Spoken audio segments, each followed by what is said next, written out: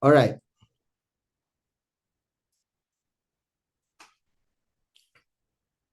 Sound check. Magandang hapon mga kapatid. Thank you for joining the class. At yung iba pong mga manonood nito, I hope na mapanood nyo to this week, itong ating new lesson. So, kumusta po ang week 1 nyo? Na tapos na po bang requirements or ongoing pa lang? In-extend ko naman yung due date hanggang tomorrow, no? At kung sakali mang malate, okay lang din po yun. You can still pass the week 1 journal reflection. Yun nga lang, hindi siya yung grade na aasahan nyo na 100. Medyo may deduction lang ng konti to give fairness lang sa mga on time makapagpasa, but you can still submit your journal reflection. Ngayon po, ngayong week na to, ang pag-aaralan natin ay biblical theology. Before we start, tanong lang po, have you encountered this word, biblical theology? I just want to hear your thoughts. You can chat or open your mic. Have you heard the word biblical theology? Napag-aralan nyo na ba ito? Pamilyar na ba kayo dito sa biblical theology, no? At baka alam nyo na at konting explanation na lang gagawin ko mamaya. Alright. Let's pray. Lord, maraming salamat po for this time na ibinigay mo sa amin. We ask for your wisdom, we ask for your grace dito po sa bagong lesson na aming pag-aaralan. I pray na ito ay hindi lang maging theoretical, kundi ma-practice namin, maisabuhay namin, Panginoon, sa buhay Kristiyano namin. So we thank you for this new learning na matutunan namin. Ito po ang aking panalangin sa pangalan ni Jesus. Amen. Biblical theology. So let's discuss, ano nga ba ang biblical theology? Last week, pinag-aralan natin ang systematic theology, which is ang sinabi natin, it is an attempt to organize yung mga doctrines o yung mga beliefs na meron tayo. At nagkaroon tayo ng sample ng study, which is Sin and Christ. Yun po ay pagpapakita na mayroong ganong klaseng special attention doon sa topic na yon. However, ang biblical theology naman po ay hindi lang po sa topic, kundi nagbibigay siya ng special attention doon naman sa teachings. Take note of this, of individual authors and sections of scripture. Okay, mamaya papaliwanag ko pa. And to the place of each teaching in the historical development of scripture. Katulad po nung word na sin, pinakita ko sa inyo yung origin, pero it encompasses the whole Bible. However, ang biblical theology po, hindi siya ganon. Ang biblical theology, nagfo-focus siya doon sa isang book or collection of books. Halimbawa, sa Book of Pentateuch, doon lang pag-uusapan yung sin, paano na-develop, ano ang ginawa ng Panginoon, ano ang ginawa ng mga tao para pagbayaran nila ang kasalanan. So yun po ang pagkakaiba ng biblical and systematic theology. Pangalawang difference, ito pa ang mga kakaibahan nila. Biblical theology focus on the understanding of each doctrine, not that the biblical authors and their original hearers or readers possessed. Example po, halimbawa, sa Book of Luke, merong word na poor. We will not tackle yung buong Bible, o ang harapin lang natin is paano diniscuss, ano ang pananaw ni Luke pagdating sa word na poor or pagdating sa mga mahihirap. So yun po yung focus lang noon. Kung sino ang original hearers or readers at kung sino yung author, doon po nakafocus yung doctrine na pag-aaralan. Samantala naman po, ang systematic theology make use of the material of biblical theology and often builds on the results of biblical theology. So ang gagawin ng systematic theology, kukunin niya yon at pagsasama-samahin niya. Example, parang ganito po.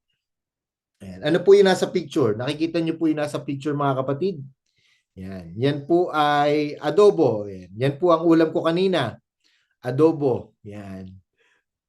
Pastor, ano naman kinalaman ng adobo na yan sa at tawag dito sa ano po ang kinalaman ng adobo na yun sa pag-aaralan natin. Ito po yon. Ang systematic theology, isipin nyo na siya ay adobo. Marami po ang klase ng adobo. Ano po yung mga alam nyong klase ng adobo?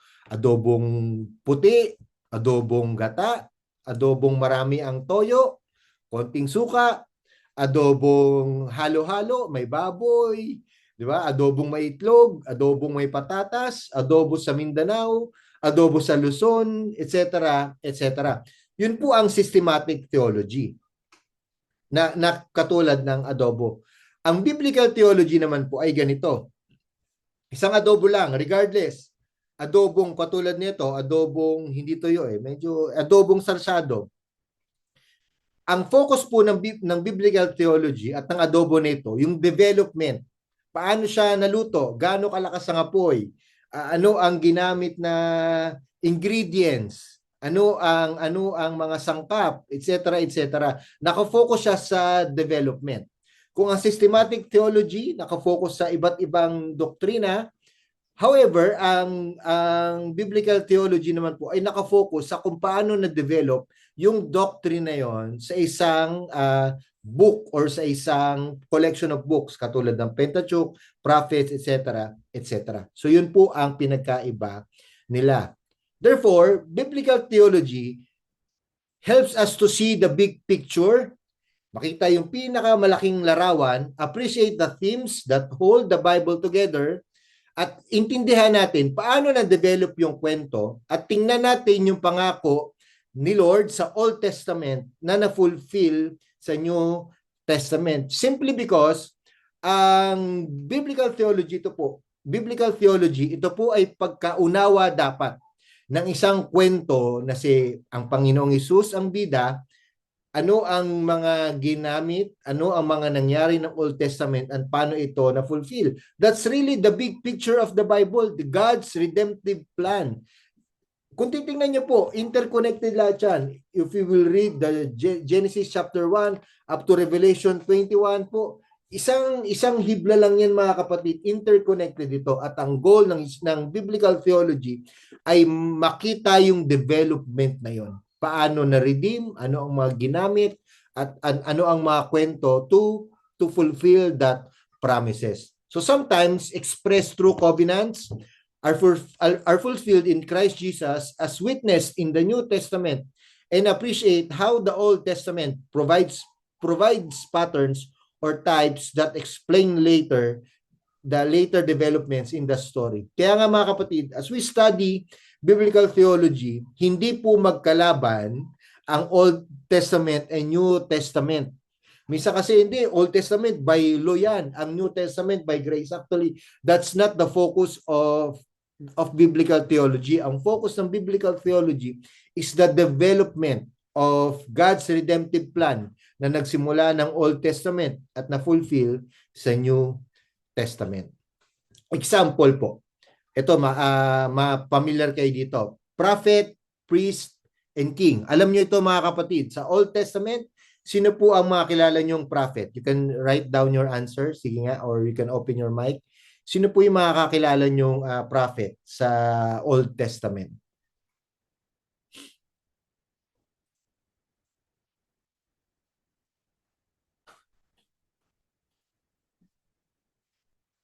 Mga tahimik ah.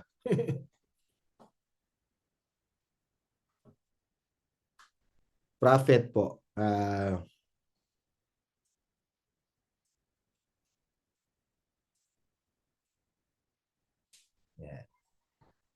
Si Isaiah, yan, very good. Tama, si Isaiah, si Jeremiah, no? Sila Samuel, yan, mga prophet yan.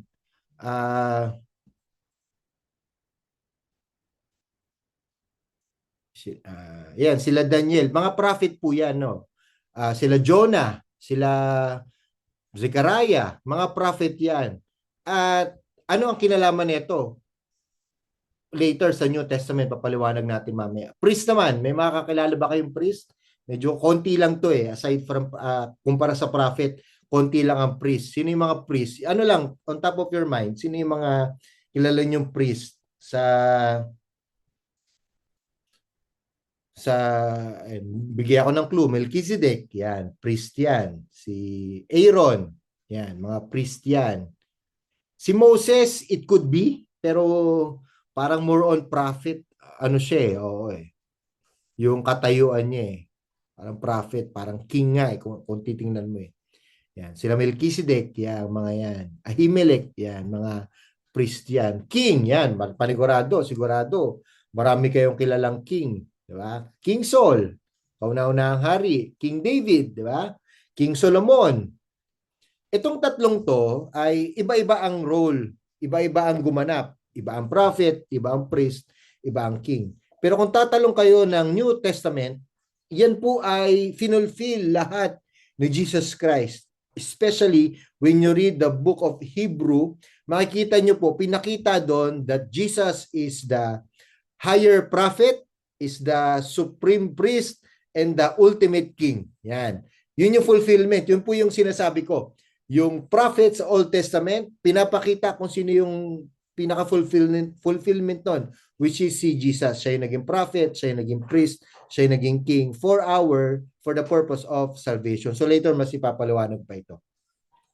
Why the need for, bakit kailangan natin pag-aralan ang biblical theology? When assessing the variety of books that comprise the Bible, it may helpful to compare the Bible to a human body. Kailangan natin siya makita na parang ibang parts of the body.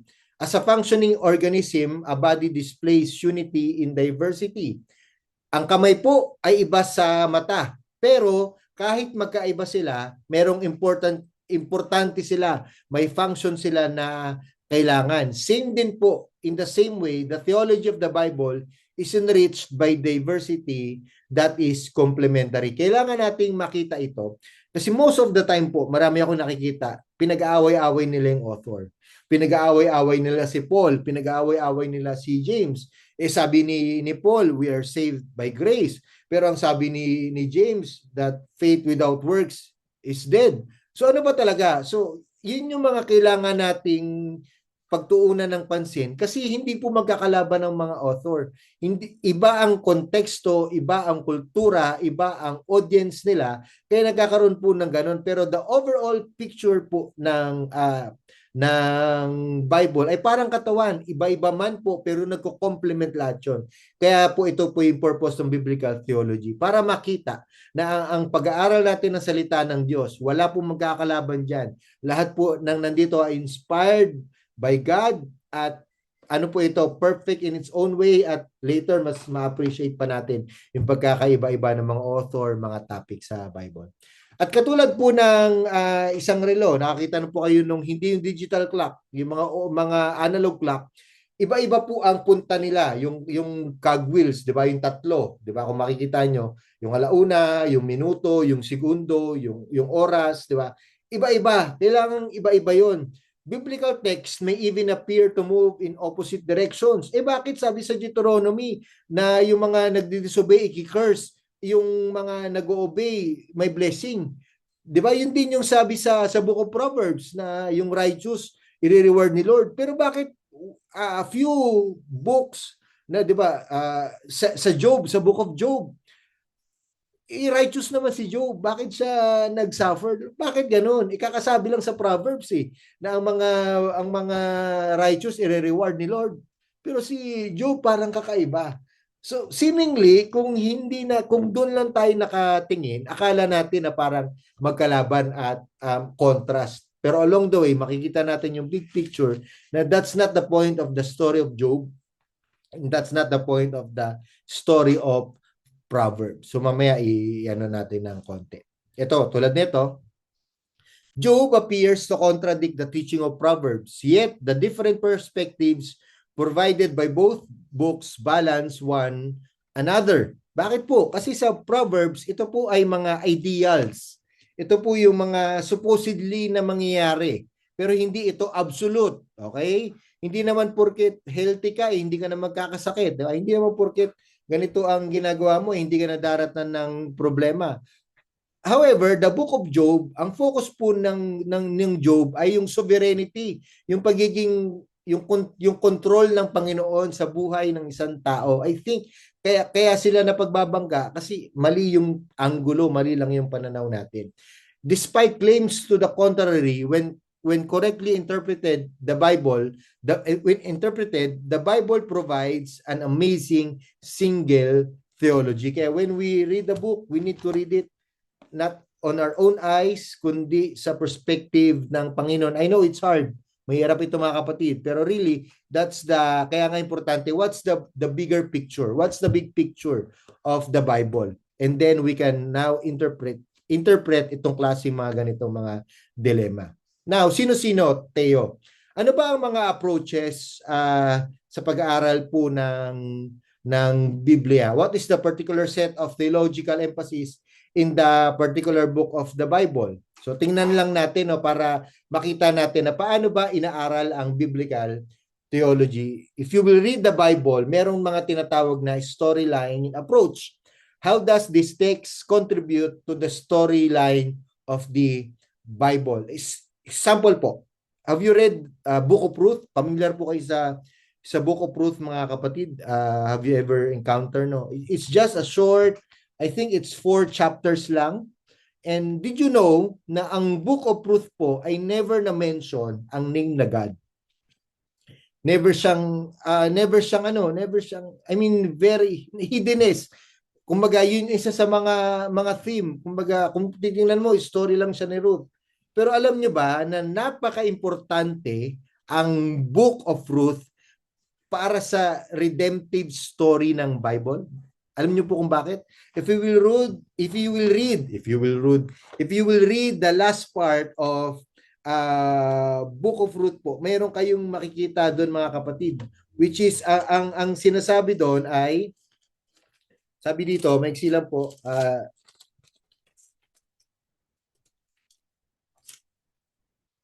Ruth, yeah, sige.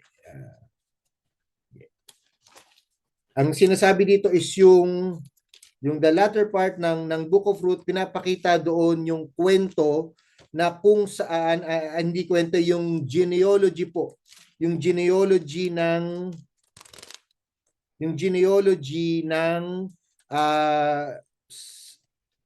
ni Ruth. Ruth, Boaz, tapos si Jess, David, at hindi lang po yun. Sa Old Testament ay pinakilala, sa New Testament po, pinakita din doon na ang na hinahanap ko yun ayan.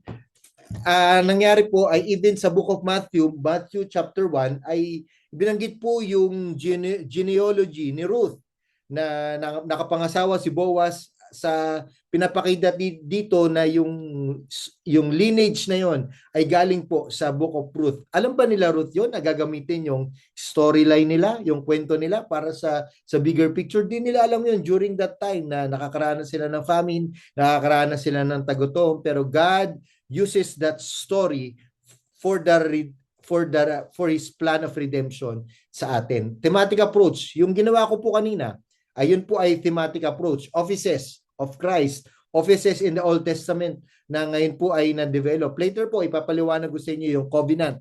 Importante rin po yun, isang thematic approach yun. How does this text develop a particular theme that runs throughout the Bible? Marami pa po yan. Pwedeng offering, pwedeng sin. Depende po, marami tayong thematic approach. And lastly, makikita nating approaches na ginagawa nila. Ito po yung tinatawag na interpretive approach. How does a biblical author use and interpret earlier text, especially sa New Testament? Makikita nyo ito sa Book of Matthew. Kung makikita nyo po ang Book of Matthew, napakadaming fulfillment, napakadaming quote pagdating sa Old Testament, especially pag merong isang event, pag merong kwento, kapanganakan ni Jesus, na tumakas sila from Egypt, etc., etc. Kung makita nyo mga kapatid, lagi merong quote. Yun po ay kaparaanan ni Matthew na ini-interpret niya, okay, yung mga iba't ibang text to give strength doon sa kay Messiah na siya yung pinadala ng ating Panginoong Hesus. Ilan lamang yan mga kapatid. Even si Jesus, even si Paul, ay gumamit ng mga interpretive approach to give strength doon po sa redemptive plan ng ating Panginoon. Paano, Theo? How do we study this? Ito pong itong biblical theology. Pastor, ano naman to? Okay naman yan kahit di namin ng pag-aaral. Actually, hindi po. When you study biblical theology, ang isa po sa nagagawa niyan, biblical theology makes Bible study Christ-centered, not me-centered. If you will, ito po, nalulungkot ako ngayon mga kapatid, no? Ang daming pag-aaral na kung saan parang, paano ito sa akin? Ano ang magagawa nito sa akin? Paano ko mabibless? No? Parang actually, that's very selfish way of studying the Bible. Kasi po dapat ang na-highlight sa pag-aaral po ng salita ng Diyos ay hindi tayo. Ang na-highlight po ang ating Panginoong Hesus. When we read the Bible, ang lagi dapat, paano ako lalago? Paano ko maitataas si Kristo? Paano mas magiging sentro si Kristo sa aking buhay? Okay ang blessing. Don't get me wrong mga kapatid. Okay ang comfort. Okay ang convenient. Okay yan mga kapatid. Pero that's not the goal of us studying the Bible. Ang goal natin is maging Christ-centered ang ating buhay. In our speech, in our action, makita si Kristo. Kaya nga po yan ang purpose talaga ng biblical theology. Every story of the Bible, it is God's story. Kahit pa nakita natin na rampant, hindi rampant, dominant yung pangalan ni Joshua, ni Joseph, ni Moses, kung sino pa man po. Actually, second character lang sila. The first character of each story in the Bible is God. The New Testament, si Kristo din. Dapat maging malinaw ito. Let's avoid na, Lord, paano naman sa akin? I mean, kung malinaw na si Kristo ang sentro ng ating pag-aaral, tingin mo ba hindi tayo pagpapalain ng Panginoon? Tingin mo ba walang gagawin sa atin ang Diyos? I think that hindi dapat yun yung motivation natin pag nag-aaral tayo ng Biblia. Ang pinaka-motivation natin mga kapatid, paano maitataas si Kristo? Paano magiging sentro si Kristo sa buhay ko at sa buhay ng aming simbahan? Pangalawa, biblical theology teaches us the larger story of the Bible, not a collection of disconnected stories. Ito po ang maganda sa salita ng Panginoon. Nakaranas na ba kayo noon nang nanonood kayo ng TV? Ang TV po namin noon nung bata ako, yung di ganon pa, tok, tok, tok. Hindi pa po kami remote, wala pa kami remote, yung literal na di ganon. At pag lilipat kami, makikinig kami ng balita, ililipat ka, merong comedy, lilipat ka, merong action, lilipat ka ay merong documentary, lilipat ka, merong TV show, etc., etc. Ang Biblia po ay hindi ganon. When you read the Bible carefully, when you study this Word of God, kahit anong flip po ng Bible mo, I'm telling you mga kapatid, every page na nandito po, tinuturo nito ang ating Panginoong Hesukristo. Yes, hindi nabanggit si Kristo, pero po ang tinuturo ng Bible ay si Kristo. Because really, ito ang pinakasentro. Pastor, kahit sa Psalms, yes po, kahit sa Psalms, it should be mayroong larger story, mayroong bigger picture po ang pag-aaral natin ng salita ng Diyos. At lahat ito ay nagpo-point kay Kristo. Every page ng Bible na ito ay ang tinuturo nito ay ang Bible. Kaya hindi disconnected. Magkakadugtong, magkakasama, hindi sila magkakaiwalay actually. Ang salita ng Panginoon from the very beginning until the end, until Revelation po, pinapakita dito yung unity of the theme, unity of God's plan, which is redemption niya sa ating mga naniniwala sa Kanya. So, biblical theology helps us make sense of the whole Bible, not just parts of it. Yun po yung kagandahan sa biblical theology.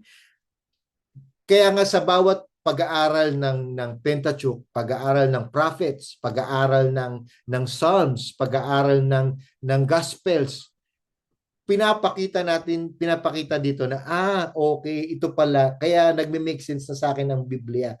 Kasi nga tinutulungan tayong i-identify, tinutulungan tayong makita at tinuturo lahat ng ito kay Kristo. Pang-apat, biblical theology leads us to what we most need to know not just what we want to know. Katulad po ito ng number 1 lang. Ito po ang maganda sa biblical theology. Marami pong pag-aaral ng salita ng Panginoon, nakakalungkot, pero ito yung tinatawag nating ACGCs. No? Iba po ang exegesis at ACGCs. Ang ACGCs po, ito yung you let yourself decide kung ano po ang ibig sabihin ng salita ng Diyos. And that's a wrong way to read the Bible. When we read the Word of God, we should tanggalin natin lahat ng prejudice, tanggalin lahat yung presupposition natin, hindi biases natin when we read the Word of God, mga kapatid. It should be, Lord, ano ang gusto mong, ano ba ang talagang sinasabi mo sa text na ito? Bakit po? When we read the Bible, ang challenge po laging ganito, ito, bagay ito sa problema ko, ito ang solusyon dyan. Hindi po ganun ang Biblia. If we will study the Bible, hindi lang, it's not about you, mga kapatid, no. Yes, ini-inspire tayo, tinutulungan tayo nito, pero ang Biblia po, masakit man sa masakit, hindi niya ituturo yung gusto lang natin. Ituturo niya kung ano talaga ang kailangan natin. Like, sino po sa inyo may anak na? Alam niyo yan, may mga nanay at tatay dito ngayon, no? Alam niyo yan, mga kapatid, na yung baby na yon, kung gusto lang nilang kumain ng kumain. Pero hindi natin gagawin yun. Ibibigay natin yun sa tamang oras. Gusto nila yung ganitong klase lang. Pero alam nyo na hindi yun yung kailangan niya. Same with us, mga kapatid. Ang biblical theology po, tinuturuan tayo na i-filter lahat ng nasa kaisipan natin, i-filter lahat ng meron tayo, at harap tayo sa Biblia, harap tayo sa Panginoon. Lord, ano ang gusto mong matutunan ko? Hindi yung gusto kong matutunan. And that's the purpose of studying biblical theology. Biblical theology focuses us on consummation, not merely going to heaven when we die. So yun po ang isa sa mga purpose ng Biblia. Nakakalungkot, mga kapatid, no? Kasi may mga Kristiyano na okay na ako. Ano na ako dito? Ang tawag dito, Kristiyano na ako. Pwede na akong mapunta sa langit, no? Parang I think that's very selfish, no? Actually, kung dahil tayo ay buhay pa, meron pang consummation. Ano pong ibig sabihin ng consummation? Meron pang fulfillment ang Panginoon sa atin. Meron pang gagawin. Bakit po? Minsan kasi sobrang nakafocus tayo sa langit. Nakakalimutan natin yung supposedly na dapat natin gawin dito sa mundo, na meron pang plan si Lord. Nakakalimutan natin na maging missional ang ating buhay. Yes, don't get me wrong, walang problema na tingnan ang langit, walang problema na tingnan ang plano ng Diyos, but hindi po yan ang pinaka-purpose natin. May mga dapat pa po tayong ditong gawin. As long as na ikaw ay nabubuhay, bonus na yon yung kumputa natin sa langit. Pero marami pa po ang hindi naaabot. And I think yun yung focus ng biblical theology. Really to preach Christ, to focus on Christ, no? To focus on what do we need to do here habang tayo ay nasa mundo pa. Panganim po, biblical theology urges us toward union with Christ, not merely imitating Jesus. Okay. Don't get me wrong, hindi po masama ang paggaya kay Jesus. Kasi that's really biblical. Pero ito po, tanong. Yung minsan may ginagaya tayo. Diba? Ginagayang karakter, ginagayang paboritong, halimbawa si Superman or artista, ginagaya mo, or may nakita kang picture, okay yan, maganda yung ginagaya mo. Pero walang union. Kumbaga, wala kang relationship doon sa ginagaya mo. At doon nagkakaproblema. Ang punto po ng biblical theology, mas focus siya sa relationship. And then after relationship, we can now imitate. That's really the goal of biblical theology. Maintindihan natin si Jesus Christ. May unawaan natin yung plano niya. Makarelate tayo doon sa magandang plano niya sa atin. Then, we can now imitate. Kaya importante po na more than imitation, dapat merong union with Christ sa ating buhay. Kung tatanungin natin, mga kapatid, talaga bang united tayo kay Christ? Talaga bang naintindihan natin yung kaligtasan na ibinigay niya sa atin? O hindi, ito kasi sabi ni Pastor okay po yan, ito yung sinasabi ng church. Okay po yun mga kapatid, pero yun po ay portion lamang, yun po ay part lamang na gagayahin natin. Pero it should be clear na meron tayong unity or union with Christ. Pito po, biblical theology stirs up affection for Christ. Ito po talagang nagagawa ng biblical theology. As you study the Word of God, mas lalalim po ang pananaw, mas mapapamahal kayo sa Panginoon, mas makikita niyo yung development of redemption from Old Testament to New Testament. Parang kwento siya. Di ba? May time ba na nanonood kayo na parang wala lang sa inyo yung bida? Or may mga time na nanonood kayo no sobrang affected kayo doon sa bida kasi napakagaling, nadala kayo sa plot, nadala kayo sa acting, no? Same din sa atin po. When we read the Bible at kung maiintindihan natin mga kapatid from cover to cover, mas lalo tayong mai in love at mas mapapamahal sa ating Panginoon kasi it's not just theoretical. Relational po ang pagbabasa ng Biblia. Kung hindi po nag-stir up ang pagmamahal natin, kung hindi na-develop ang pagmamahal natin kay Lord sa pagbabasa ng Bible, I think there's something wrong. Dapat nag-cause siya, nagdudulot siya ng passion, nagdudulot siya ng mas matinding pagmamahal sa ating Panginoon. Now, saan Theo? Ano ang application ng biblical theology? Number one, ang application po ng biblical theology ay it exhibits the organic growth of the truths of special revelation. Ito po ang maganda sa biblical theology. Pinapakita po na organic ang paglago. Okay? Ano po ang ibig sabihin ko nito? Na si Jesus ay hindi lang po sumulpot sa New Testament. Hindi lang siya yung, ako yung tagapagligtas. If you will read the Bible, siya yung ina-anticipate ng nila Abraham, nila Moses, nila David. Kaya nagkakaroon ng problema. Even the Pharisees po, alam nila na meron silang ina-anticipate. Hindi lang nila matanggap na si Jesus yon. Akala kasi nila yung Messiah na katulad ni David. Pero alam nila, may idea sila. Same din mga kapatid, yan ang nagagawa ng biblical theology. Yung pag-aaral natin ng salita ng Diyos, yung lalim natin nagiging organic, especially the special revelation of God. Makikita natin na yung mga actually ito po yung mga ginamit na symbols, yung mga ginamit na mga feast. Alam niyo po ba lahat 'yun ay tinuturo kay Jesus. Yung I am, alam niyo po ba yung I am statement na yon? Narinig na nila yon. Yung I am the light of the world, I am the good shepherd, I am the bread. Lahat ng mga yon ay kwento na ng Old Testament. If you will read the Old Testament and compare it sa Book of John na merong 7 I ams, alam niyo po na lahat ng I am na yon ay patungkol kay Jesus na sinasabi niya, ako yon.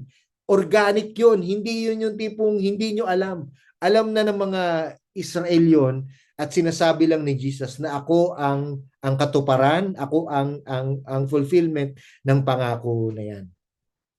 Pangalawa, it supplies us with a useful antidote against the teachings of rationalistic criticism. Ang rational criticism po, ito po yung turo na focus sa philosophy. Ito po yung turo na kung saan merong dinidiscourage or hindi sila nagtutuon ng pansin doon sa miraculous, doon sa ginawa ni Jesus Christ. Ang focus po nila dito ay yung pagiging tao, yung teachings lang ni Jesus Christ. Pero if you will see, if you will study biblical theology, ito po yung gamot dahil si Jesus Christ po hindi lang tayo dapat after dun sa teaching. Doon tayo sa mismong person. Okay? So ito po ay gamot na against rational criticism. Pangatlo, biblical theology imparts new life and freshness to the truth by showing it to us in its original historic setting. Yun po ang maganda sa biblical theology. Kasi isipin niyo po dati pag nagbabasa kayo ng Bible, parang papalagpasin nyo lang. Pero dahil meron na kayong bigger picture, when you read 2 Samuel again, when you read Chronicles again, when you read Leviticus again, nababasa nyo ba ito mga kapatid? When you read Numbers again, meron na kayong new life, meron kayong freshness dun sa katotohanan na yon, dun sa mga hindi natin na-appreciate. When you read Esther, when you read Ruth, makikita nyo mga kapatid no, na may bagong buhay kasi yun po ay organic growth. Yun po ay nakaturo lahat kay Jesus. At magandang makita natin ang Bible sa ganon. The Bible is not a dogmatic handbook, but a historical book full of dramatic interest. Yan po ang kagandahan sa salita ng Diyos. Hindi lang ito dapat mong gawin, ito dapat mong gawin. Ginamit ni Lord ang kwento. Ginamit ni Lord yung mga ang Israel, ginamit ni Lord ang mga hari, ginamit ni Lord ang struggle, ginamit ni Lord even yung mga sins nila para ituro sila doon sa Messiah, which is si Jesus Christ. And pangapat po, biblical theology can counteract the anti-doctrinal tendency of the present time. Ito rin naman yung kagandahan sa biblical theology, no, na marami pong mga katuroang mali, especially this. Lumalaki tayo ngayon sa generation na ang preaching po ay moralistic. Okay? Ano po ang moralistic preaching? Ang moralistic preaching po, it has nothing to do with Christ anymore. Maging mabait ka, maging tapat ka, maging faithful ka, okay na yan. Actually kapatid, dapat ang preaching natin, every preaching, Christ should be there. The works, the activity of Christ should be there. Kahit Old Testament pa yan. Pero ang nangyayari ngayon, wag naman sana, no, hindi naman sana wala sa Lighthouse, pero the reality is ito na po ang nangyayari ngayon, no. Nagkakaroon na tayo ng focus na sa prosperity gospel, focus na sa health and wealth gospel, focus na sa hyper faith gospel. Nakakalimutan na si Kristo mismo. Hindi pwedeng ganun ang preaching, mga kapatid. Hindi pwedeng ganun ang pagpoproklama ng mabuting balita. The Word of God, unang-una, antidote siya, panglaban siya doon sa mga ganung sistema dapat na wala na si Kristo. Kaya ako po ay more than the systematic theology, more than the different branches of theology, ito po talaga ang pinakagusto kong aralin, mga kapatid, kasi binabalik ako nito sa pinaka-purpose ng Biblia. As we end this first part, okay? Itong first part, mga kapatid, kasi later magkakaroon tayo ng short study lang, no? Katulad ng ginawa ko last time. Biblical theology is a tool for understanding better the Bible and as the inspired Word of God. Nakakatuwa, no? Na meron tayong tool. Okay? Hindi ito yung pinaka-absolute. Hindi ito yung pinaka-ultimate. Pero ito ay tool na pwede nating makita na ang Word ni Lord from cover to cover ay may inspiration na galing sa Kanya. Kaya ang sarap na pag-aralan ang salita ng Diyos, especially pag nakafocus tayo sa biblical theology. The study of biblical theology is about understanding how each part of the Bible contributes in a distinctive way to the overarching story of the Bible and how an awareness of this story informs our understanding of each part of the Bible. May overarching purpose, may overarching theme ang Bible po, at yun ang redemption of God. From Genesis to Revelation, dun po dapat umiikot ang pag-aaral natin ng salita ng Panginoon. When this is achieved, pag ito po ay na-achieve, mga kapatid, biblical theology is strongly Christ-centered. Yun po ang kagandahan. Pag properly na pag-aralan natin ang biblical theology, the way we do things, the way we minister to people, the way we solve our problems, the way we, present ourselves to God, magiging Christ-centered siya. Kasi naunawaan at naintindihan natin ng maayos ang salita ng Panginoon. Alright, we will have just a 5-minute break. Give me a 5-minute break lang, mga kapatid, at babalik tayo later for the part 2 po ng ating lesson. Alright.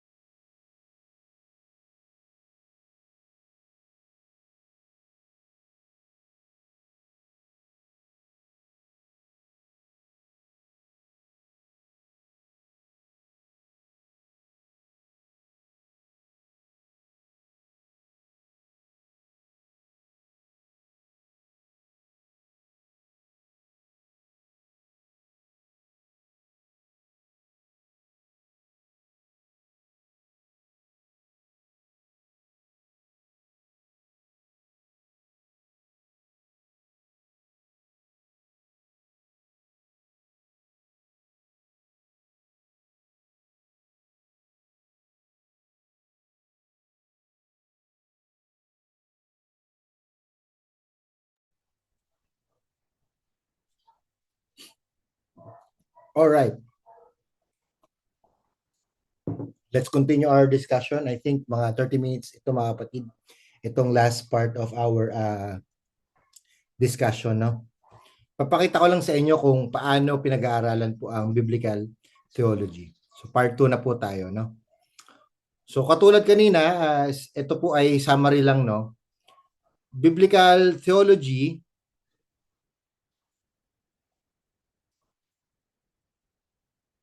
is often defined as the historical unfolding of God's revelation. So ibig sabihin ay ina-unfold yung revelation ni Lord, development from Old Testament to New Testament, or of God's revelation and of the history of His covenantal redemption. Okay? So kaya importante, look at the keyword, covenant, covenant, from the word covenant. Kasi ang Old Testament po, especially Old Testament, ay nabubuhay sila sa covenant. Wala silang contract. The way people live through covenant. So kaya ginamit yun ng ating Panginoon, no? Para ipakita yung redemption niya. And transformation of humanity and the world. So in practice po, ang biblical theology is usually broader than this. Kasi kailangan maintindihan yung konsepto ng covenant. So kailangan maraming klaseng pag-aaral. At kailangan din maintindihan yung literary structure ng mga biblical themes po at para maintindihan natin yung mga tema. Kaya po when you study biblical theology, marami pong mga word study na kailangan pag-aralan. Marami pong mga interpretation na kailangan i-consider po, no? At meron 3 areas of concern. Ito po yung pagtututukan natin mamaya, no? Pagtutuunan ko to ng pansin. Meron po tayong tinatawag na covenant theology. Ang covenant theology po, it can be defined as study of the form or structure of God's relationship with humanity. Ito po yung sinasabi ko sa inyo kanina na tayo, ang Panginoon po ay nakipagkasundo siya sa tao through covenant. Adamic covenant, Noahic covenant, 'di ba? Yung sa Adamic covenant. Merong covenant, Genesis 1:26-28. Ito po yung pre-fall na covenant ng Panginoon, 'di ba? Na kinikreate ko kayo, i-govern nyo ang mundo, 'di ba? Multiply, 'di ba? Mag-multiply kayo. Yan yung mga pre-fall. Meron din naman sa Genesis 3:15, yun naman yung Adamic covenant pero post-fall na yon. Nagkasala na sila. Pero yung covenant doon nagsimula. Yung tinatawag ni Pastor Alex na proto-euangelion, the first gospel. The first covenant after na magkasala ang mga tao. And from that, nagprogresyon. Makikita nyo, meron diyang mga tinatawag na Noahic covenant, no? Meron tinatawag Abrahamic covenant, Mosaic covenant, Davidic covenant, nagpo-progresyon. Since covenant theology is concerned with history, it also seeks to describe how God's covenantal relationships with humanity change in time. Ay hindi nagbabago ang Diyos, pero yung covenantal relationships niya along the way nagbabago. As God transfigures one covenant into new one throughout the course of biblical history. So, malalaman natin yan mamaya. Ito, literary theology. Ano po yung ang literary theology? Ang literary theology naman po, we don't have time to discuss this. Sasabihin ko lang po sa inyo, ito, in a short lang po, discussion. We are concerned here with the shape of the text of the Bible. Diba? Nagbabago po ang lingwahe. Nagbabago the way we communicate, no? So human language in its shape is related to the shape of human life. May mga literary style na ginamit, may mga kwento, may mga idioms, may mga cultural context na nagamit. At yun po ang purpose ng literary theology. The Bible provides literary shapes that show us how we are to think and how we are to exist and move as God's images. Thus, the shape of biblical text is an important area of theological concern. Kaya po kung mapapansin nyo, napaka-importante po ng language when we study the Word of God. Short example lang po, in 1 Corinthians chapter 15, verse 58 po, the last verse ng 58, meron doon tinatawag na exhortation ni Paul, be immovable, excel, 'di ba? Na yamang nalalaman nyo na hindi sayang ang ginagawa nyo. Your labor in the Lord is not in vain. But as I study the text, ang sabi sa English po, excel. Okay? Maging magaling kayo. Pero if you will read the Greek, dito na papasok yung literary theology, but if you will read the Greek, mga kapatid, ito ay meron pa palang mas malalim.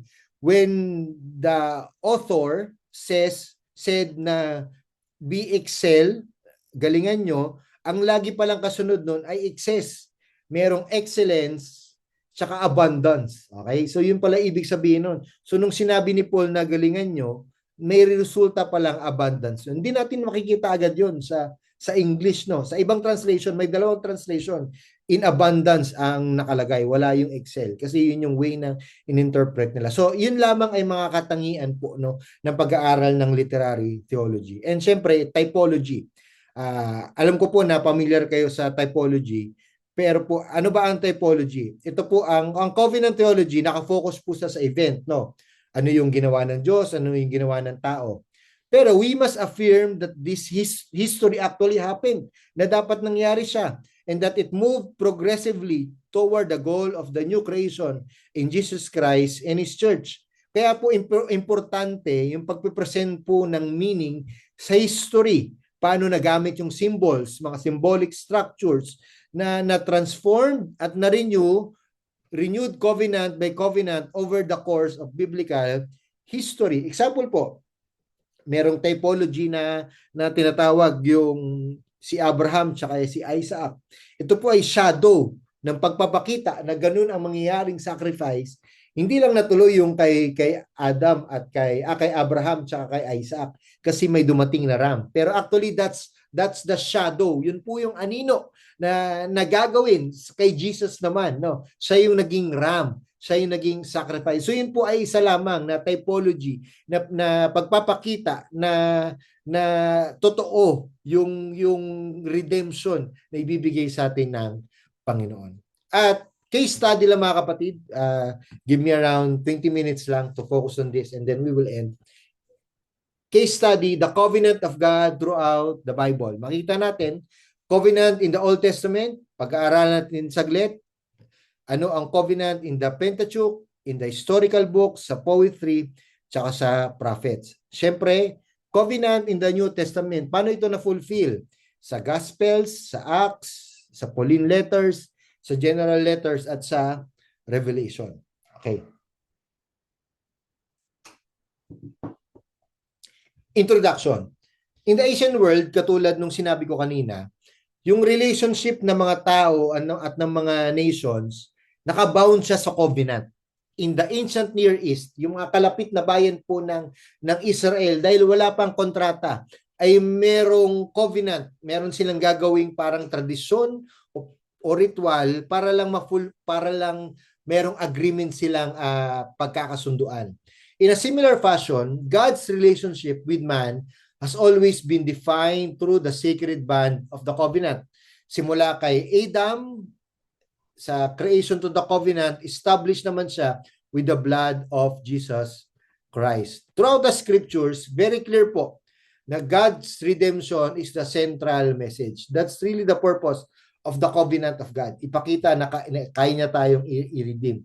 His redemption was manifested to His people in spite of their sin and disobedience. In this lecture, we will focus our attention on the biblical passages from the Old Testament and sa New Testament and see how God works progressively through the history of salvation. Paano nag-progress, okay, yung history of salvation. In the Old Testament, punta tayo sa Old Testament, no? In the Pentateuch, one of the natures of God, isa sa mga nature ni Lord, He is holy, banal siya. He abhors sin. Ibig sabihin, ayaw niya ng kasalanan. Kaya nga, so much that when Adam and sin, nagkasala si Adan at si Eva, He made sure that they knew what they did, katulad ng pinag-aralan natin last time, and what would happen because of their disobedience. Alam nila yun, kaya nagkaroon ng, if you will look the wordplay in the book of Genesis, makikita nyo dun yung statement na they are created in the image of God. Imago Dei, image of God. Nasasalamin, nagre-reflect sa kanila. Pero nung nagkasala sila, very clear nung sa Genesis chapter 3, God and Adam. So from the image of God, nagkaroon ngayon, from the reflection, nagkaroon ngayon ng, because of sin, nagkaroon ng separation. Kaya nga, God and Adam, no, makikita natin na nagkaroon na ng problema. Ito pa yung pagpapakita lang na dahil sila ay nagkasala sa banal na Diyos, ay kailangan nilang ma-realize yung nagawa nila. Therefore, from that premise po, nag-establish ang Lord ng parameters, nag-establish siya ng standard, ng laws, para ipakita na pwede pa rin magtuloy yung covenantal relationship, pero may mga kailangan silang gawin. Throughout the Pentateuch, God established laws for the people of Israel to obey, for them to maintain their covenantal relationship with Him. No? So nakikita niyo, kaya hindi niya kinakausap ang lahat ng tao sa Old Testament. Kung papansinin niyo, sila Abraham, sila Joshua, sila Joseph, sila piling tao lang. No? And from there, hinayaan ni Lord na i-share yung kanyang message. However, they failed to keep and obey the law due to many reasons. Kahit na malinaw ang parameters, kahit na malinaw ang guidelines, for so many reasons, hindi pa rin nila nasusunod ang covenant. Example, di ba? In Leviticus, di ba? Kung babasahin niyo po yung Leviticus, sacrificial system were established for people to be in covenant with the Lord, para at least mapatawad sila, para at least alam nila na mali yung ginagawa nila. Alam niyo po yung ginawa ng ating Panginoon, nag-set siya ng standard po. At ano yung standard na yun na ibinigay, no? Sacrificial offering. Pag nagkasala ka ng ganito, lamb, alam niyo na to, a grain offering, animal offering, lamb offering, no? And sacrifice was performed by the priest as instructed by God, and offerings are in different kinds depending on the sins that need to be atoned. So depende sa kasalanan kung ano yung offering na ibibigay nila. Pero very clear, kailangan unblemished, kailangan malinis, kailangan hindi pilay, at kung ano-ano pa. So the whole system sought to acquire God's favor through obediently following ways He commanded. Kaya yun ay naiset, ganun kataas ang standard ni Lord. Para mapasa kanila pa rin ang pabor ni Lord, kailangan yung gawin ito. God promised to show His mercy after His faithful people followed certain ritual requirements. So clear naman yun. Pag ginawa nyo ang gusto ko, I will be faithful to you. But the problem is, alam naman natin that incomplete pa rin itong mga sacrifices na ito. Insufficient pa rin. Bakit po? They need to do it over and over again para ma-maintain po yung covenantal relationship and appease the anger of God to sin. Yun po yun. Hindi ito one time, big time lang. Yung ginagawa nilang offering, yung pag-aabot nila ng kung ano man po, gagawin nila yon sa susunod na buwan. Gagawin nila yon hanggat nabubuhay sila. Bakit po? They need to maintain yung ganong klaseng relationship paulit po. Pero kita nyo po, but in spite of this covenantal grace, the Israelites still fail to obey and follow God's instructions. No, nagkakamali pa rin sila, hindi pa rin nila masunod. That is why the people in the Old Testament were eagerly anticipating the coming of the Messiah to become the atoning sacrifice for them once and for all. Kaya hinihintay nila ang Messiah. Kasi Lord, pagod na kami, buwan-buwan, nag-offer kami. Kailan po ba darating yung Messiah na yon that was promised, that was prophesied in the Old Testament? Ngayon, talon tayo. So okay na, very clear na sa Pentateuch, ganun yung way of keeping the covenant through offering, no? Historical books naman, if you will see the highlight ng historical books, very clear mga kapatid na ito ay nakafocus sa lineage ni David, no? At pinakita dito na yung family ni David, ito yung Israel's permanent dynasty. In this covenant, David's descendants and Jerusalem with its temple played a central role in all of Israel's theology. Kung makikita nyo, including its understanding of the end times. From this point forward, the end of history was attached to the success of David's royal house ruling from Jerusalem. So napaka-importante po, no, kasi it was already also prophesied na from the lineage of David, doon po manggagaling yung Messiah. Kaya binabantayan nila to. Kaya dapat ang hari ay dapat nasa lineage ni David. Talon tayo ng wisdom, no. So nakita na natin in the same way yung sa Pentateuch, yung sa historical books, no. Wisdom books comes to us in a context of God's covenant with His people. So this reality must always inform our understanding of what the Lord has revealed in Proverbs and the rest of the wisdom literature. Iba ang atake po dito. Yung covenant ni Lord pinapakita through practices, through practical applications, no. Even when our Creator is not mentioned explicitly, the truth that He has redeemed us in order to bring Him glory in all things must never be forgotten. So the wisdom books often deal with what the world considers small, even mundane matters, kahit mga maliliit na bagay.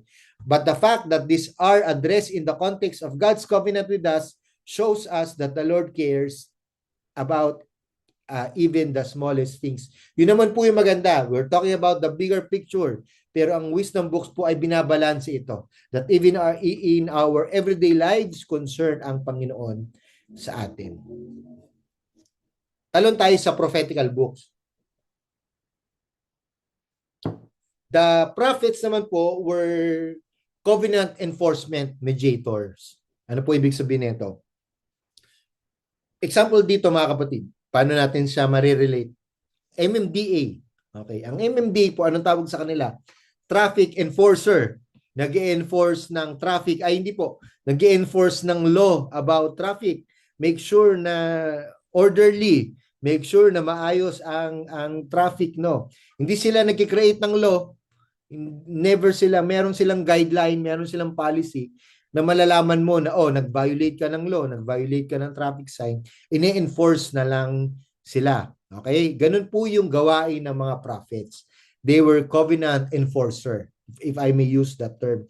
Merong covenant ang Panginoon at ang prophets po, 98, if not 99% po, ang prophecy nila, hindi po ito yung long-term future. Hindi po ito F-O-R-E telling. Hindi foretelling. Yung prophecy nila, foretelling. Ibig sabihin, dahil may ginawa kayong mali, darating sa inyo ang parusa ng Panginoon at ito ang gagawin ng Diyos. Simply to say, ito po yun. Dahil hindi kayo naging tapat sa covenant ng Panginoon, ito ang gagawin sa inyo. So God announced the enforcement of His laws through the prophets so that the event of His blessing or of His curse would be fully understood by His people. So they function as God's mediators or spokespersons for the covenant. Hindi sila nagbibigay ng commentary. Hindi sila nagbibigay ng additional insights nila. Kung ano po ang naibato, kung ano ang natanggap nila sa Panginoon, yun at yun lang ang sasabihin nila. Yun po yung role ng mga prophets in the Old Testament. So the prophets' message was not their own, but God's. Mensahe ito ng Panginoon. Ang mga prophets, nagre-respond sila sa divine call. Kaya mga talagang tinawag sila ng Panginoon di ba? Makikita mo na talagang even at the young age, no, sila Jeremiah, sila Ezekiel, tinawag na ni Lord. What we read in the prophetical books then is not merely God's word as the prophet saw it. Okay? Hindi lang, ito siguro yun. Hindi po. But God's word as God wished the prophet to present it. Ibig sabihin, ano sinasabi ng Panginoon? Kung paano ito sinabi sa inyo, ganito nyo sasabihin sa mga tao. Kaya nga, the Lord says, yun lang lagi. Hindi yung sabi ko at sabi ng Panginoon, hindi po. Very clear, when you read prophetical books, this is what the Lord says. Yun lang po yun. Yun talaga yung mga kapatid. Hindi sila magbibigay ng commentary kasi yun yung gusto ng Panginoon. Kung ano ang sinabi ni Lord, yun ang sinasabi. Kaya nga the prophet does not act or speak independently. Therefore, makikita natin na yung message ng mga prophet is unoriginal. Ano po ibig sabihin nito? The same message that the prophets delivered was more or less the same as the one that Moses gave. God raised up the prophets to gain the attention of the people to whom they were sent. So the prophets are not inspired to make any points or announce any doctrines that are not already contained in the Pentateuchal Covenant. Ano po ibig sabihin nito? Nas lahat po ng sinasabi nila, yun po ay nailatag na nung panahon pa lang ni Moses. Yun po yung nakalagay na sa Ten Commandments. Yun na yung nakalagay sa Exodus. Yun na yung nakalagay sa Leviticus. Kaya hindi sila magdadagdag, hindi sila magbabawas, hindi sila magbibigay ng any commentary na taliwas doon po sa covenant na ibinigay ng Panginoon. Really, that's the goal of the prophet. Ang prophet po, hindi siya yung katulad ng mga prophet na naririnig natin ngayon na 2 years from now, 3 years from now, magkaka-baby ka. Hindi po ganun ang role ng mga prophet noon. They were covenant enforcers. I hope na maging clear ito sa atin mga kapatid. Ulitin ko 98%, if not 99% po, yung 1%, actually 1 point something percent lang, yun yung merong foretelling, yung about sa prophecy about kay Jesus Christ, about sa end of the world. Pero the rest po ng prophecy ay may kinalaman po sa ginagawang kasalanan ng mga Israelita at pinapayag lamang ng mga prophet yung dapat na mangyari or consequence because of that sin. I hope clear dito sa inyo mga kapatid. Now, talon tayo sa New Testament. By the way, ito po ay research ko. Ito po ay paper na sinubmit ko, no. So you can have it at least para mapag-aralan nyo lang din. Hindi ito buo kasi masyadong mahaba. So the word covenant occurs over 30 times in the New Testament. 300s old, 30 sa new. And covenant terminology and related categories and themes are found in every part of it. For the New Testament, then you cannot understand the person and work of Christ apart from his fulfillment of all the covenants of the Old Testament. Kaya very clear mga kapatid, for you to understand the person and the work of Christ, you need to understand the Old Testament. Ito po hindi natin dapat nane-neglect ang pagbabasa ng Old Testament. Kasi mas ma-appreciate natin yung person, yung ginawa ni Kristo kung meron tayong malalim na pagkaunawa sa Old Testament. Tanong ko sa inyo mga kapatid, nabasa nyo na ba yung Old Testament? Natapos nyo na ba yan? Ay, hindi, Pastor, New Testament lang ako. Hindi po, you will have a better understanding, a better appreciation of the person and the work of Christ kung mapag-aaralan natin ang Old Testament. Now, talon tayo sa Gospel. In the Gospels po, Jesus Christ, ito na yung sinabi ko kanina, became the fulfillment of every prophecy. Siya yun, covenant and sacrificial system in the Old Testament. Yung prophecy na sinasabi ng iba't ibang mga apostles, ay iba't ibang prophets, yung from Genesis 3:15, yung covenant na tinutukoy niya kay Adam, kay Abraham, kay Noah, kay Moses, kay David, siya yung fulfillment nun. Yung sacrificial system na ginagawa nila, siya ang gumawa lahat nun. Furthermore, Christ being the fulfillment in the Old Testament as the atoned sacrifice, we need to define these three things para mas maintindihan natin yung atonement ni Christ, no? Bilang fulfillment ng redemptive plan ni Lord, maintindihan natin that Christ, siya ay naging prophet, siya ay naging priest, siya ay naging king. Okay? Ano ang ibig sabihin nito? Christ as a prophet bilang propeta knows and discloses the truth of God, and at the same time he represents God to humanity relationship. Siya ang tumayong prophet sa atin. Yung time na hindi nakakalapit ang mga tao at need pa ng prophet, same din po mga kapatid dito. Yan po ang ginawa ng ating Panginoong Jesus. Siya yung naging propeta at siya yung ating eternal prophet, forever prophet. Hindi na siya mamamatay, forever na representative natin. Kaya nga ang tawag mediator, no? Siya yung prophet, siya yung nagre-represent sa atin. Pangalawa, as a priest, He devotes himself to God and in our place to offer himself up to God. So hindi lang siya basta nagpe-present ng humanity, inoffer niya pa bilang, 'di ba? Yun naman ang prophet po, hindi naman sila nag-offer ng iba ang role nila, no. Sila ang covenant enforcer, nagre-represent. Ang priest po, siya po yung umaharap lagi during the annual uh, uh, tinatawag dito yung feast, na kung saan merong tinatawag na Feast of Atonement, yung i-atone talaga. Yearly po yun. Ang harap doon yung high priest. Siya ang naging high priest sa atin at willing siya na i-offer niya ang kanyang mismong buhay para sa atin. Hindi lang siya prophet, hindi lang siya priest, kundi siya din ay king. As a king, he governs and protects us and he represents headship over all humanity. Kaya kung babasahin nyo yung Colossians chapter 1 verse 15 to 16, that Jesus is the beginning, no? Jesus is the firstborn of all creation.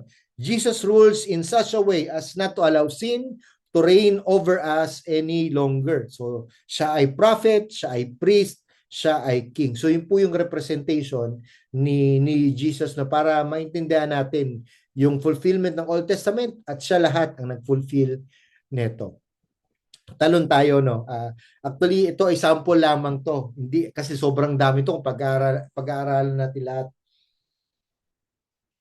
If you have time, please read 2 Corinthians 3:7 to 11. Pero ito po yung mention, may mga tablets, may mga stones, may mention ng New Covenant, and then he builds the contrast between the new and the old. So his authenticity as an apostle of Christ is not built upon the old covenant, but upon the new, not of the letters engraved in stone, but in the Spirit of God. Ito po ay defense niya doon sa mga nagsasabing, hindi ka naman apostol talaga ng Panginoon. Pinaliwanag niya. At ito po yung comparison na ginawa niya. Yung Ten Commandments o yung Old Covenants, written on tablet of stone. Pero itong New Covenant, sabi niya na meron siya, written on the heart, nasa puso na. Yung Ten Commandments, the letter that kills, totoo naman. Pero in the New Covenant, the Spirit that gives life. Ito po ay comparison, no? Sa Ten Commandments, Old Covenant, a ministry that brought death. Pero kay Jesus, a ministry that brings life, buhay na ang ginagawa. In Ten Commandments, engraved in letters on stone, nakalagay sa bato. Pero kay Jesus, the New Covenant, ministry of the Spirit, ang Spirit na mismo, yung naka-engrave sa atin. King with glory, pero ang New Covenant, even more glorious. Ten Commandments, Old Covenant, the ministry that condemns. In the New Covenant, the ministry that brings righteousness. The Ten Commandments, no glory now in comparison. Pero in the New Covenant, the surpassing glory of God. It came with glory, but in the New Covenant, much greater glory.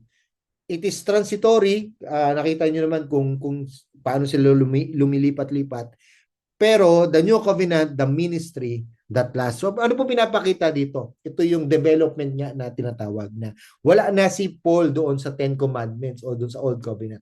Siya ay nasa New Covenant na. Yan po ang covenant na meron tayo sa ating Panginoon. In the general epistles naman po, the covenant theme centers on the fulfillment of the New Covenant through Jesus Christ. Kung makikita nyo yan sa Book of Hebrew, sa Book of James, no, ina-highlight dito yung siya ay superior.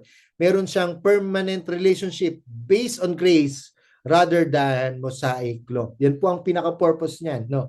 Pinapakita dito na he is the supreme, he is the superior, si Jesus Christ. In Revelation, as we end this, Revelation po, isa sa mga malinaw po na sa pagtatapos ng Revelation, no. And I heard a loud voice from the throne saying, "Look, God's dwelling place is now among the people, and He will dwell with them. They will be His people, and God Himself be with them and be their God." It is now the fulfillment. With all has been said and done, ito na ngayon ang pinaka-fulfillment ng covenant ng Panginoon. Short side note lang, no. Grabe na yung nangyari ngayon. Ang taas na ng krudo, ang dami ng gyera. Pero if you will look at the Revelation, good news sa atin ito mga kapatid. Minsan, when we read the book of Revelation, parang ano siya, di ba? Parang Parang nakakatakot lagi. Pero ito maganda, no? When you read the Revelation, matatapos at matatapos lahat ng problemang ito at darating ang Panginoon para sa kanyang mga anak, para husgahan ang mga hindi naniniwala sa kanya. Really, that's it mga kapatid. Kahit na mahirap yung pinagdadaanan natin ngayon, merong better covenant, merong better promise na pinangako sa atin ng Panginoon. And look at this verse, no? Merong dwelling place na yananda ang Panginoon sa atin. So, in short, the book of Revelation acts as the culmination of God's covenant to His people. Ganda, no? From Old Testament, Genesis, ngayon tatalon tayo sa Revelation. Ito na ngayon yung hindi lang basta fulfillment, kundi darating si Kristo para tayo mga parte ng covenant ay kunin niya para maranasan natin yung perfect covenant na ibinibigay niya sa atin one day. So ito in Eden, ito na yung magandang summary, no? Adam and Eve has a responsibility to rule under God, diba? To tend the earth, to tend the garden, and steward the earth. In the new creation, we will too. And that's our blessing. Pero ang kagandahan, in the new creation, hindi na po tayo magkakasala. Bakit? Adam and Eve had the potential to sin. In the new creation, the revelation, God's people will never fall away. Di na tayo magfo-fall, di na tayo lalayo sa Panginoon. In Eden, wala doon si Jesus physically, okay? But in the new creation, Jesus will be sa kanyang pagbabalik, kasama natin si Kristo. Hindi lang niya basta tayo susunduin, kasama natin siya forever. So the blessing that we inherit as people of God, people of the new covenant, is really a new creation that's better than anything the world has ever known. If you receive God's blessing today, wala pa yan sa new covenant, sa new creation na ibibigay sa atin ng Panginoon. Really, that's the purpose. That's the purpose of Revelation. No? That's the theme of Revelation. No? Merong better covenant na ibibigay. New at darating yung mga kapatid. Hintay lang tayo. Marami nangyari ngayon, pero the Lord will see us through in this situation. As we end this message, no? Ito ay pagtatapos natin. Nowadays, the body of Christ, with the intention to be relevant and reach the generation of today, ang dami nating gimmick na ginagawa. Ang dami nating gustong gawin. Hindi kailangan maabot to, so ito yung kailangan nating gawin. But we neglect the very important teaching of the Bible, God's redemption. Nakakalimutan natin yung mga kapatid. Kung titingnan mo, kalendary mo, kung titingnan natin ang activities na ginagawa natin, marami tayong fellowship, marami tayong ganitong klaseng pag-aaral ng salita ng Panginoon. Pero nanineglect natin yung important teaching ng Bible, God's redemption. Ito po ang proposal ko lang. As you listen to this, no? Reflect on this. My proposal is that there should be intentionality of founding God's redemption in every activity, service, sermon, and discipleship. Kailangan makita yun mga kapatid. The way we do church right now, hindi pwedeng wala si Kristo. Hindi pwedeng wala yung God's redemption. Kailangan lagi nandun yun. As a church, it is our duty that we make sure to preach the whole counsel of God. We will never neglect the importance of God's redemption and remind the people of God's redeeming power holistically in our spiritual, physical, emotional, overall. Let us make sure that in our congregation, in your discipleship, the teaching of this matter will be the top priority for every believer. Bakit po? If the understanding of God's redemption is shallow, all the affairs in life will be taken lightly. Malinaw po yan.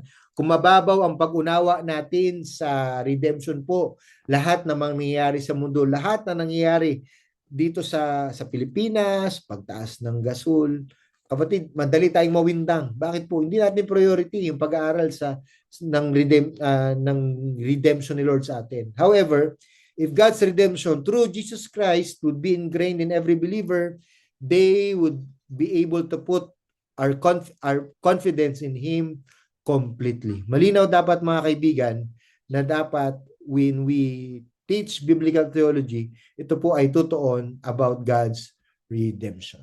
All right. Salamat po sa inyong oras. Reminder lang po, please submit your requirements. At before we pray lang, reminder po na ito ay upload ko later, no? So kung meron kayong mga tanong, you can yung share your learnings ay pwede niyo pong ipasa mamaya or this week po, no? So I'll put all the details naman po doon sa requirements. Any question before we end? I'll give a few minutes lang po. Any question bago tayo matapos?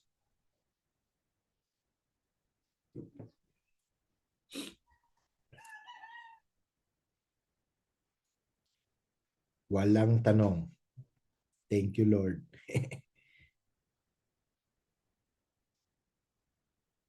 Alright. Sige po, let's close in prayer. Lord, maraming salamat po for this lesson na binigay mo sa amin.